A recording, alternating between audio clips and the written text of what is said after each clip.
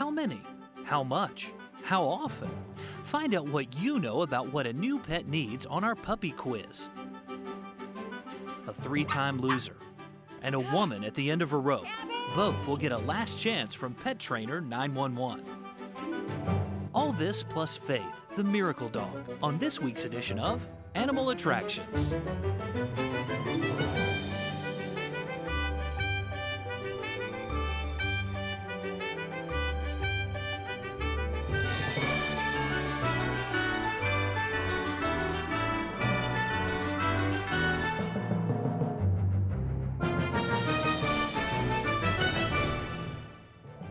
Hi, I'm Megan Blake, and this is my cat, Toot Sweet. Welcome to Animal Attractions, the show about the deep affection people have for their pets. Here's co-host Alex Boylan with a pup quiz to help you decide if you're really ready for your new pet. It's easy to fall in love, but it's not always easy to think clearly when the object of your affection has soft hair, big warm eyes, and pleads, "Take me home with you." But before you say yes to your child getting a puppy, ask yourself, are you truly ready?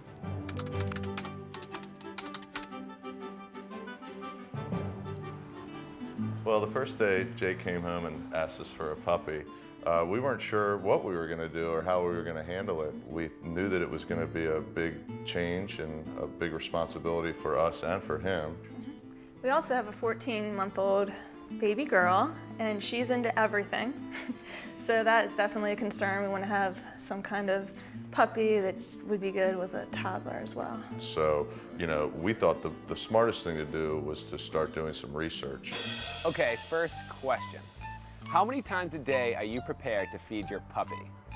2, 3, or is it 4 times a day? One thing I didn't realize with puppies, they have to be fed 4 times a day. And I just wanted to make sure I was willing to take on that commitment. Do you think he needs to get a brush and brush that hair out of his Yeah, eyes? I think so. When we decided to go forward with this and get a puppy, we wanted to make sure that Jake was a part of deciding what kind of dog to get. Yeah, we read that children who are involved in the decision-making process end up being more committed to the pet long-term. And he realized that, yeah, a puppy needs a lot of things. Like, you have to feed the puppy, you have to make sure the puppy has water. Okay, next question.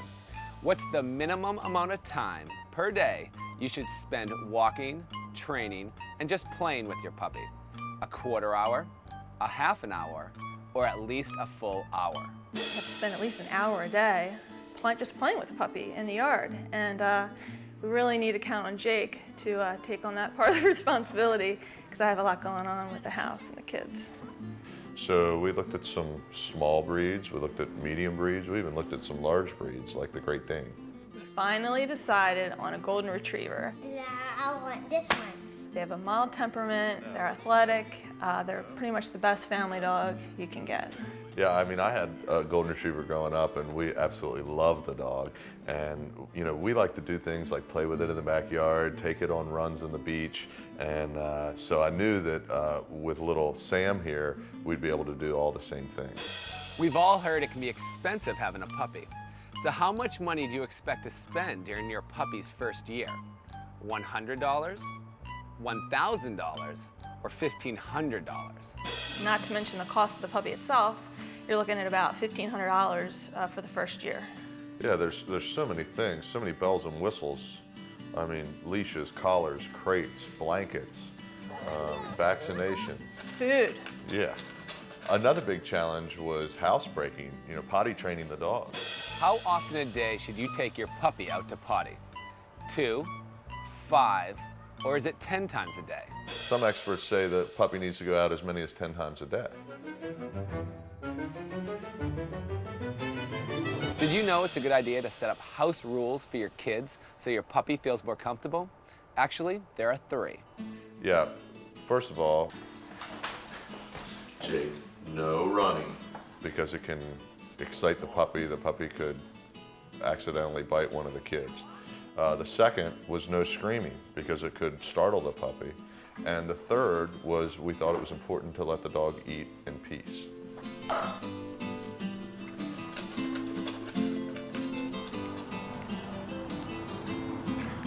He's he's been a great addition, but it's been a lot of work. And it's so much fun seeing the kids take care of him and play with him. They're just having a great time. And, Jake having the responsibility of feeding the dog and, taking the dog on walks has really, I think, helped with his self-confidence. He really feels like a, big boy who can take care of his puppy. Yeah, I mean, it's amazing the way he's been nurturing that dog. And I think Sam's been a great addition to our family. Abby the dog has lived a very sheltered life, but not in the way you would hope. Abby has spent most of her young life in and out of dog shelters. Why? Her bad behavior is just too hard to handle. Abby! Abby! Abby! Her new owner, Ann, now believes Coach Ronald White, our pet trainer 911, is probably Abby's last resort. Yeah, she told me she had a dog for 15 years and her dog passed away, so she wanted to get another dog. After she died, I wasn't going to get another dog, but after several months of resisting, I went to the shelter and I was just looking. And this little Abby was standing there in a cage so quietly and so beautifully and looking at me like, I'd really like to come home. She picked him, took him home, and 3 days later, 4 days later, he was out of control. And then after about a week, the honeymoon was ended. And she turned into a Jack Russell terrorist. Her dog ran the house. Was able to get on the furniture, run through the house. She dare not open that front door or she'd be chasing that dog down the street.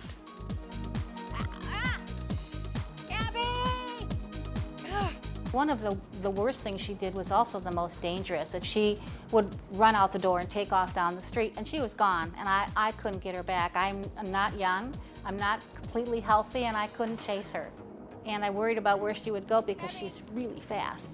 And I didn't want her in the street with cars, and I didn't want her being messed around with other dogs, and I just couldn't contain her or make her come back. Abby! She jumped up on me, and she jumped on everybody, and she jumped on the furniture, and she licked people, and she started to get real mouthy and growly. And she would stand like right here on the floor and bark at me because she wanted me to do something, and I thought, well, wait a minute, I'm supposed to be the boss. It was too much dog for her. She had been returned to the shelter 3 times.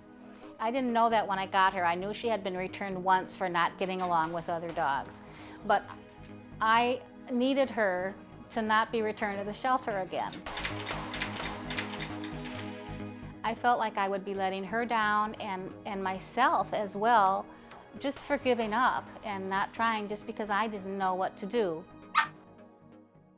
And it got to be a point of pride for me because I'm a therapist and I work with foster kids who are severely disturbed because they've had so many placements and it doesn't make them better. I'm beginning to think it's quite a bit the same with dogs as it is with people. And she had been returned, it's really odd, but she had been returned about 3 months after every adoption, almost to the day. So my solution was to get some training. So I took her and she failed. And I failed too. We couldn't even get her to walk on a leash. And I tried all kinds of different lengths of leads. I tried everything I could think of, and I couldn't even walk her down the street. And nobody else could either. When she called me, I took and went over to her house, and she told me what her dog would do, and I told her I can help her.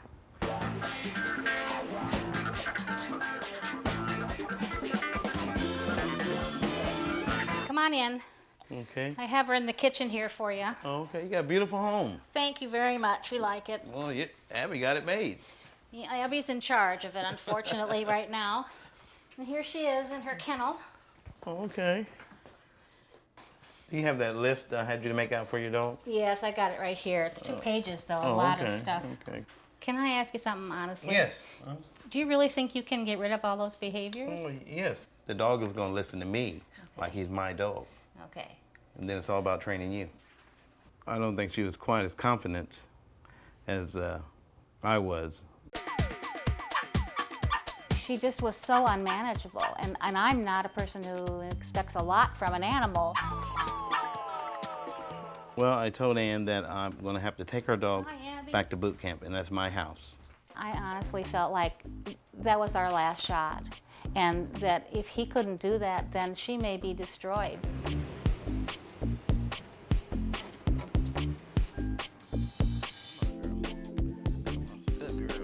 Good girl. When I first come back with her dog, I take and just let the dog get to know me, pet and love on the dog, because the dog don't know me. And so, and feed the dog and just play with him for 7 or 8 days. Just me and him getting to know each other. Want to get the ball? Huh? Come on. And then once I know that he bonding to me, jumping on me, just treat me like he treats Ann, well then that's when he goes through his training.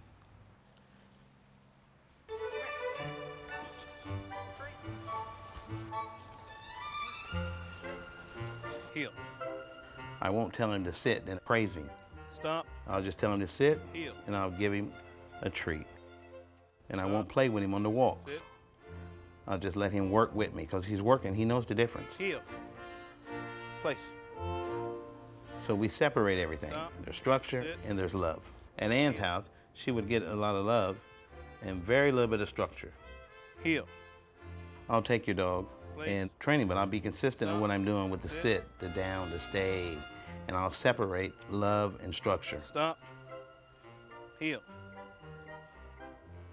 We spend a lot of time Back. working on Stay. obedience at the door. Stay. A lot of time.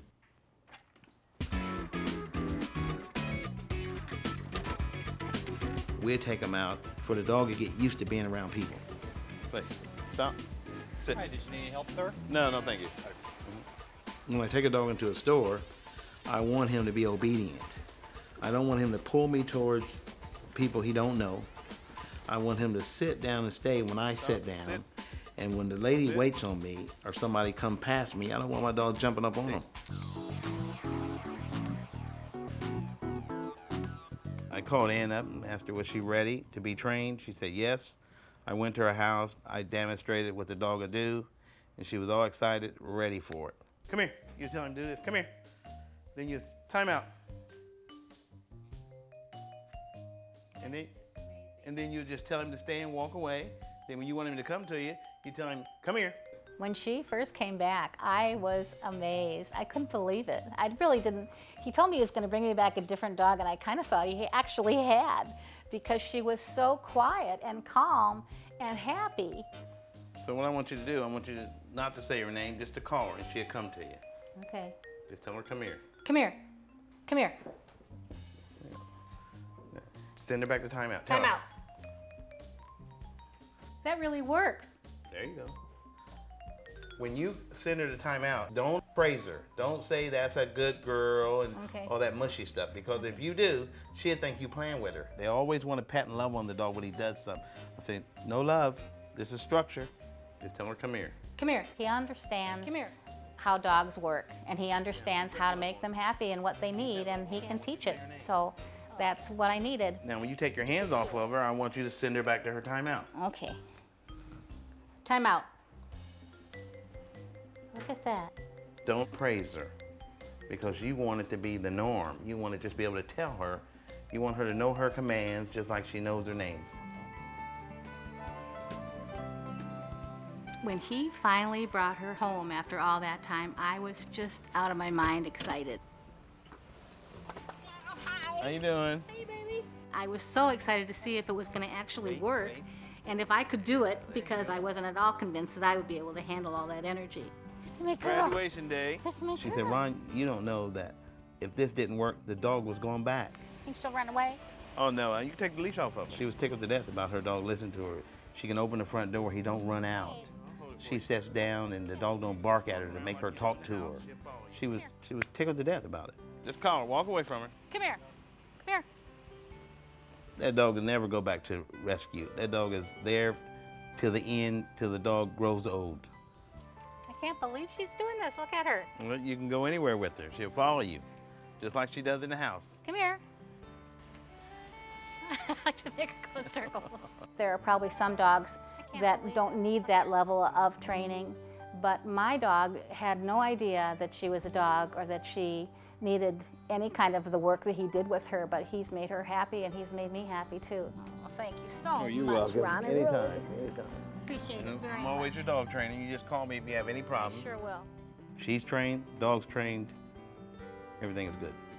I'm very happy that this is something that I've been able to accomplish for an animal that I didn't know in November, but she really needed to be with me.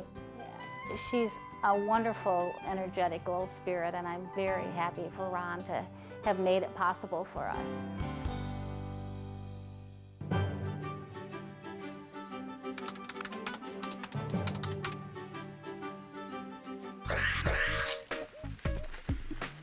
There's many reasons why a cat can sneeze, some of them more serious than others.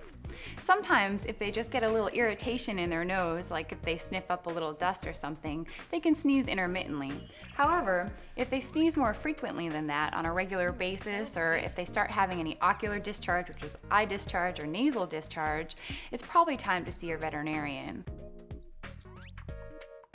One of the more common causes of sneezing is called an upper respiratory tract infection, which is kind of like a cold. You may notice that your cat may have some discharge from his eyes or maybe his nose. They can even lose their appetite at times. If this happens, it's best to see your veterinarian so they can help you get your cat through that with some supportive care. Sometimes there are also some more serious causes too, which is the other reason why you want to see your veterinarian. They can have polyps in their nose or even tumors, or sometimes they can get something stuck up there, which we call a foreign body. I know, I'm sorry. One surprising cause of a cat sneezing is dental disease. Specifically, if they have an abscess of one of their teeth, it can cause them to sneeze as well. So a sneeze now and then shouldn't be really anything to worry about, but if it's happening on a regular basis, it's best to get it checked out. Did you know that along with monkeys and orangutans, cats are one of the most intelligent animals in the world? Today on Top Cats, we're going to hear about one of the most friendly feline breeds.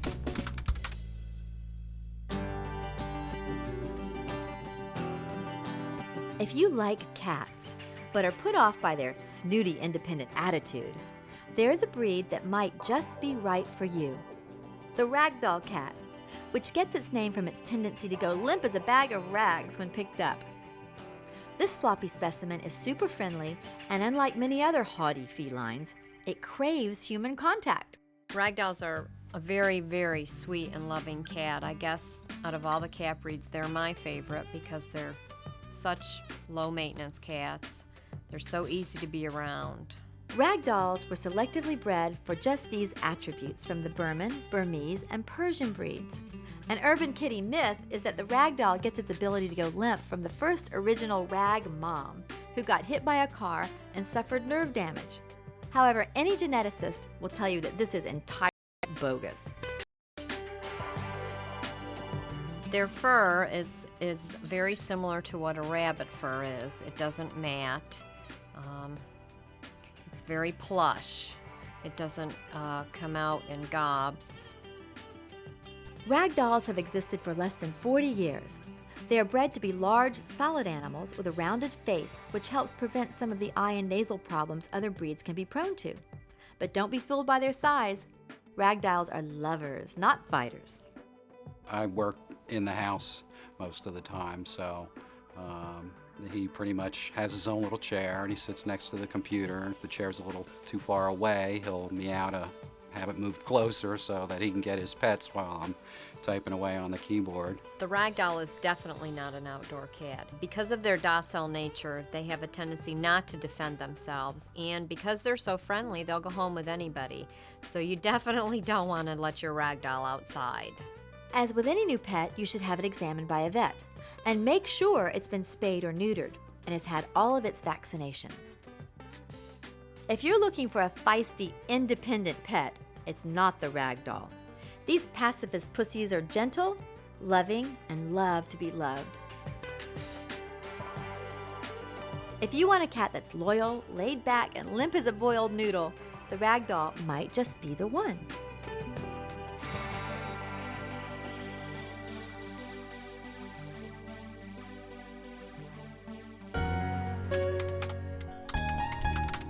Motivation and inspiration can come in a variety of ways. But can meeting a dog really change people's lives?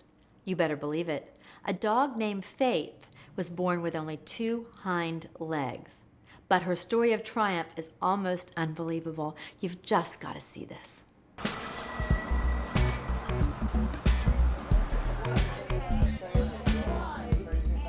Okay, sometimes in life you're given bad experiences, right? We all know this. There's not much we can do about it. But there is something you can do for yourself. You can determine for yourself that you're not going to take it. You're going to have faith in yourself. You're going to show some perseverance. You're going to change something. And so what I did today was I brought someone here to show you in person what it looks like to walk with faith. Okay? This is my dog, Faith. And as I said, walk with faith. Sometimes life gives you bad experiences. This puppy was actually rejected by her own mother because she could not suckle. She could not walk or be like a normal dog. My son rescued her, and we trained her to be a normal dog, a natural dog. That was our intent, just to train her to be what she was meant to be. And in life, you may have to train yourself to be exactly what you were supposed to be, and you may not know right now. But through challenges and prayer and perseverance and asking yourself over and over, is this really what I was meant for? Is this what I'm supposed to do? You'll find it. And just like faith, sometimes it takes a lot of hard work. I know all of us have had things that we've had to overcome, and this will give you the opportunity to think about Faith and the things that she's overcome as you face obstacles in your life. About 3 years ago, Faith became a member of our family. The first time I saw Faith, I said, "Reuben, this dog doesn't have front legs." He's like, "I know. What are we going to do?" And at first I thought, how sad. It's so dirty and ugly. But then I saw her eyes, and her eyes had a whole different look, a different story, a survival look, looking at me as if she knew I was her only hope. And she looked at me like, "You are going to help me, aren't you?" And I didn't have a choice. I looked in her eyes and the puppy love. Oh, how cute. Hi. Hi. Thank you. All set. Thank you. It was good to see y'all again. Good to see you. Hi. Mama. Uh-huh. Do you want to pet her? Yeah. The people's reactions to Faith vary. The first initial is, "Wow, I've never seen that before," or "That's different," or "That's cool."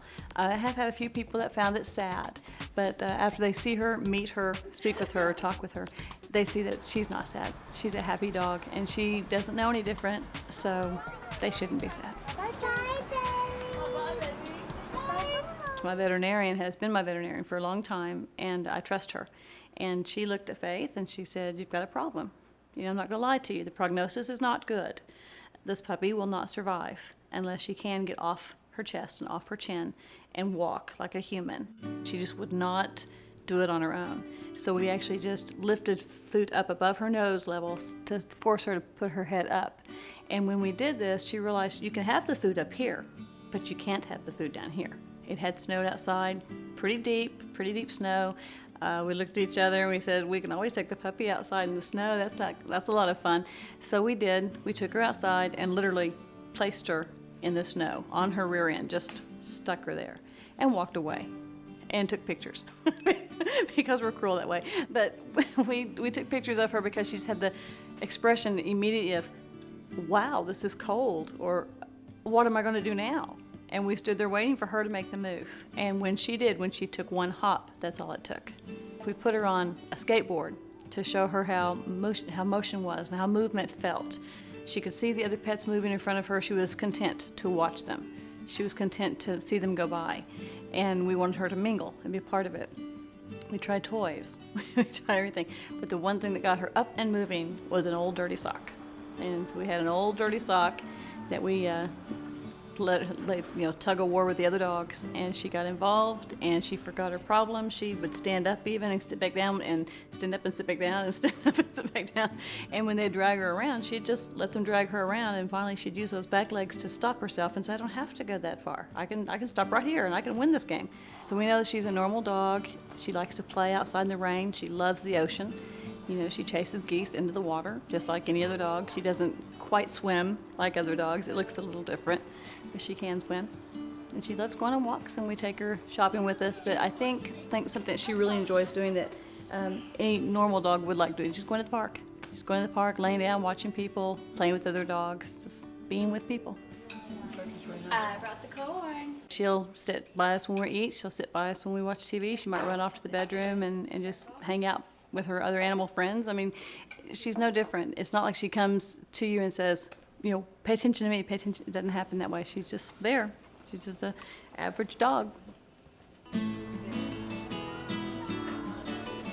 We do take Faith with us when we go shopping. We take her to church. We take her places that maybe ordinary dogs wouldn't go. And in order to facilitate that, we went ahead and made her a therapy dog. So she does have a special access to places.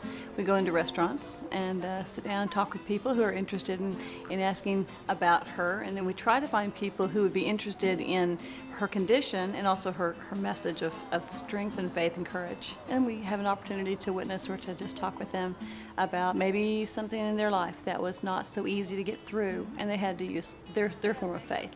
And then we introduce her story, and it's a good conversation. It's also just a way to make people understand that they can make it in life with a little perseverance, a little faith.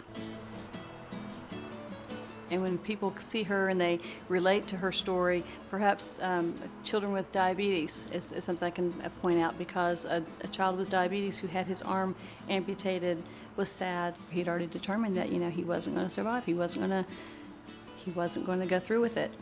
And then once he met Faith and we talked for quite a long time, a couple of hours, he decided, you know, I might be able to do this. And so we've agreed to email each other and talk with each other over the next few months to just help him out with some of his needs. When life gets tough, when things don't go our way and we're challenged, it's okay to reach out and ask for help or just have a little faith.